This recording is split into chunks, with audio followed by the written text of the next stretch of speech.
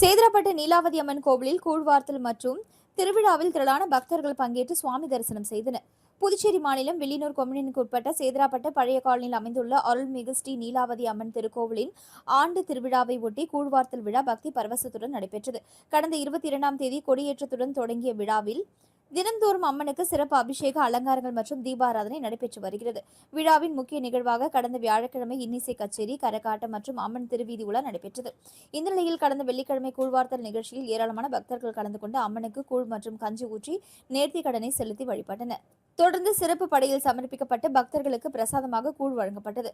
மாலை நடைபெற்ற செடல் திருவிழாவில் பக்தர்கள் செடல் போட்டும், கார், வேன் உள்ளிட்ட 4 சக்கர வாகனங்களை இழுத்தும் தங்களது வேண்டுதல்களை நிறைவேற்றினர். தொடர்ந்து இரவு மின் அலங்காரத்துடன் அம்மன் திருவீதி உலா வந்து பக்தர்களுக்கு அருள் பாலித்தனர். இதில் ஆலய நிர்வாகிகள், ஊர் பெரியவர்கள் மற்றும் சுற்றுவட்டார பகுதிகளைச் சேர்ந்த திரளான பக்தர்கள் கலந்து கொண்டு சுவாமி தரிசனம் செய்தனர்.